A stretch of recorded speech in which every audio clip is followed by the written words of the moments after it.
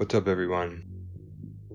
How do you push through working on an image when you're not really that into it? When doing illustration, it's not every time you're super into what you're working on. In this video, I'm pushing through to get the image done. Right from the start, I didn't really connect with this image, but I have to persevere and get this image inked and ready for publication. At the end of the video, I'll break down the 4 factors to get through working on an image you don't think is working. Benjamin Mara here, illustrator and cartoonist. Welcome to my channel where I record my art process and give my thoughts and insights about the projects I'm working on with the hope you'll learn new techniques and be inspired to make your own art. I don't usually do full pencils when I'm doing illustrations. I like to work off the sketches because I feel like the sketches retain a bit of spontaneity and weirdness that if I penciled it out fully and really made it super refined, I'd lose a lot of strange aspects of the drawing that I want to retain. I want to keep some weirdness involved with the drawing. But what I'm doing is going through and doing some outlines, figuring out the shadows on these spiders. I want to keep the shadows to a minimum because they are supposed to be spectral, ghostly spiders. So I don't want to put too much shadow in their forms because they're supposed to be semi-transparent at least and not have a lot of weight or volume to them. If you add too many shadows, that's what's going to give the sense of weight and volume and gravity. But I want to use shadows here to push things into the background, make sure that some aspects of the spider legs are sitting behind the other legs, just to give enough of an indication of how these spider legs are working in relation to one another. But I don't want to give too many heavy black shadows here, just kind of keeping it light, keeping it sort of in the gray tones. I just want to give enough shadow to show where things are falling, where everything is in relation to everything else. Initially, I had the foremost spider's legs kind of coming at the viewer in a forced perspective kind of angle, but I abandoned that idea, just keep it straight forward, just so you could see the front spider in its entirety without any confusion. I felt like if I did the forced perspective thing with the front 2 legs, it would have gotten too confusing. I want for this crowd of spiders to be a little confusing because it's supposed to be this horde or swarm of spiders that are coming at the viewer, and I wanted to make sure that it just looks like this insane grouping of bodies and legs sort of coming at the viewer, inciting panic, in the characters' minds.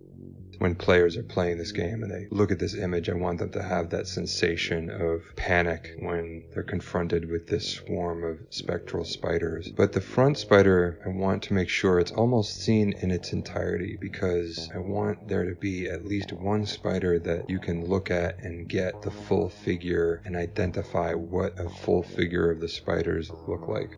But back to the main theme of this video, I'm not really super into this image and how it's sort of turning out. I'm not that into the composition that I decided on, but I've got 15 of these illustrations to do, and so I can't really spend too much time overthinking what the best solution is for this problem.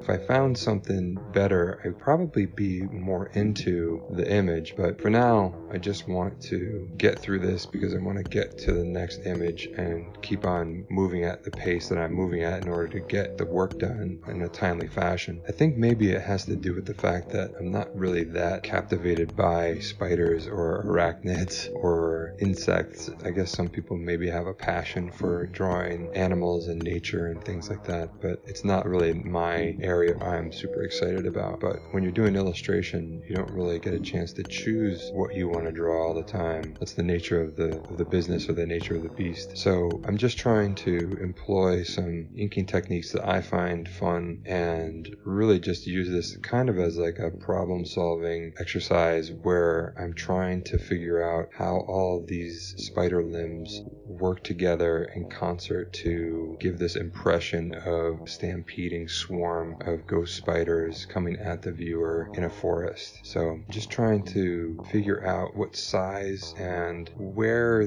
the legs of the spiders can fit into the gaps in the composition to make it look like they're all kind of stampeding over one another in order to get to the player characters. So now that I feel like I've established enough of a core drawing, I'm going to go into the background and do these pine trees just to give some sense of location and space, some sense of environment that can give some context for what's happening here. I'm constantly reworking and finding where the legs are going because I haven't figured it out in any pencils. I'm figuring everything out in the inks, which is how I prefer to do things. It just sort of keeps me on my toes creatively and keeps me interested in what I'm working on, even if I'm not completely emotionally psyched to be working on an image. It still can be a bit of a fun game to figure out how all these things are going to interlock and set myself up with some visual problems to solve. One of the other things I'm trying to do is figure out what size the spider legs are going to be in relation to one another to give this sense of a depth of field, so it looks like this swarm of spiders is going into the background. And now I'm just doing some fills here too, because I want the background to be all black. I'm also going to put some shadows on the ground. Mostly these aren't going to be shadows that I feel like the spiders are casting. It's mostly, this is taking place at night sometime in a dark forest, so I don't want there to be a lot of light other than maybe the light emanating from the spiders themselves. I have this idea that the spiders will be giving off some kind of supernatural flame off their bodies to give the sense that they're illuminated in some sense. But at this point I'm pretty happy with how the spiders are all looking together. I'm just going in and adding a bit more shadows to delineate where the spiders are in relation to one another. I want, again, to use the shadows to push certain forms back and push other forms forward. So the spiders in the back will get a decent amount of shadows across their body in order to push them further behind the spiders that are in the foreground. I'm just doing a few gray tone shadows just with some feathering. Now that I've sort of established the logic of the shadows in the foreground, and apply that throughout the rest of the image. I want it to be pretty consistent because all of these spiders are kind of ghostly and they themselves aren't having much of a light source impact them because I want them to be kind of the light source. The moon at night might be striking the top of them, which is what causes these shadows, but overall I'd like for them to be kind of wispy and almost suggest some kind of translucency to them. I want them to feel kind of like all albino, all white. I want them to look like they themselves are giving off a bit of bioluminescence, I guess. I'm adding some flame here to suggest that the spiders are giving off a bit of some kind of spectral glow or some kind of spectral fire. I'm just using the pen tool as both a pen and then an eraser tool just to the top edges of the spiders as if they're giving off a very minimal amount of flame. So I'm applying it to all the tops of the spiders, all of their legs, and just using the pen tool as an eraser to eliminate the top line or eliminate most of the top line. I always knew that I would go back in and do this to the spiders' legs and bodies, but I didn't want to plan too much because I wanted to leave some areas open for myself later on. So, how do you push through working on an image you're not into? Well, number one, professionalism. You're obligated to get the image done for a gig you're being paid for. If you don't get it done to a satisfying standard before the deadline, you won't be getting paid to do illustration for very much longer in the future.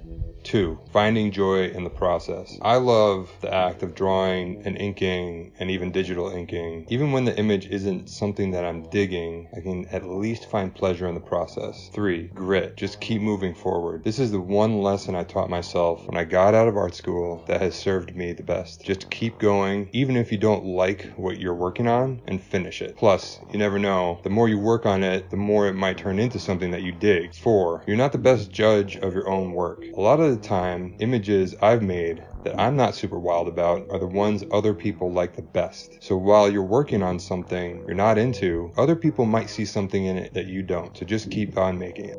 So this is the final image. I think it's successful in its goal, but again, it's not something that I really truly found to be one of my best pieces in this body of work. Thanks for watching, everyone. Please hit the like and subscribe buttons. If you have any questions about what I've been working on or anything I mentioned in the video, leave them in the comments below and I'll be sure to answer them. See you in the next video.